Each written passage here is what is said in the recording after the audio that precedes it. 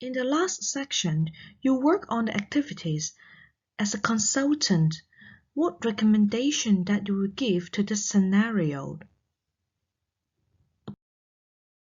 We could consider there are some fair methods for selecting leaders to fill up the top positions.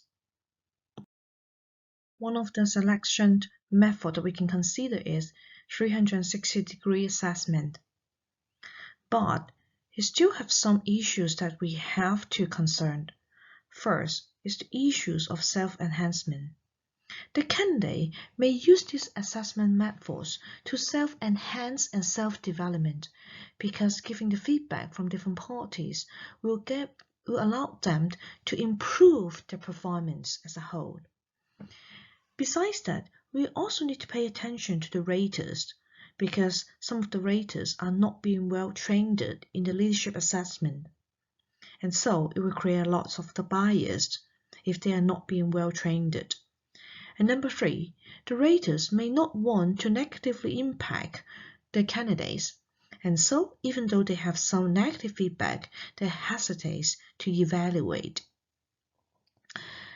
And so, well, it seems that the 360-degree assessment method is more suitable for personal development purpose than selection. Is it true? Another selection method could be situational judgment test.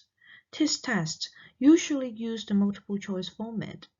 Candidates will be given several work-based situations and asked to choose the best options, the best appropriate action or solution from the choices provided to the candidate. However, some of the research found that this test assessing leadership as well as the interpersonal skills were only moderate relationship with managerial performance. So it seems that this may not be the best options in selecting leaders. This is the example of the situational judgment test. Imagine that you manage a small business in which you have 3 employees. The office needs covering over the forthcoming school holiday, and last year there were problems. All 3 employees seemed only interested in their own self-interest, and the choice of annual leave time created considerable disagreement. You anticipate similar difficulties this year, which could place you under pressure. So what you should do? Number 1, do not risk debate this year, but tell them when they can have leave. Number 2, tell them the office should always be covered and get them to come up with a holiday schedule.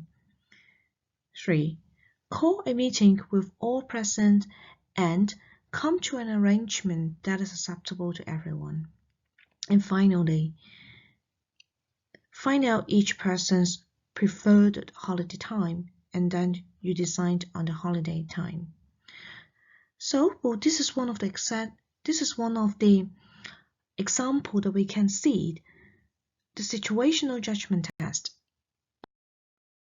Some organizations will use assessment center to select executive and the top management team members. We found that AC Assessment Center is particularly useful in predicting executive success. However, the principle is the organization should have a very clear guideline and to have the criteria that what do they need, what leadership position, and what are the relevancy for the leadership success. And so they have to have the issues associated with this assessment center. Another selection method could be individual psychological assessment. Here is the combination of different selection methods as in the assessment center. It could be individually administered. It depends on the company requirement. And it is always to be used for high-level or very critical positions in the organization where cost of wrong employees' decision are high. For example, like CEO or the department heads, the VP, etc., the general manager, etc. And it usually implements as the final hurdle to select the right candidate to fill up the top positions. But the result is unknown because it's just based on the clinical versus the statistical judgment. There is lack of empirical research on the individual practice. It depends on many different practices, and the small sample size doesn't represent the usefulness and meaningfulness of those individual psychological assessments. Here is the overview of the summary on the topic. First, cognitive ability and certain personality traits are linked with leader success. Of course, it depends on different organizational climate, culture, industry, country, etc. Different personality traits and cognitive ability could be very varied.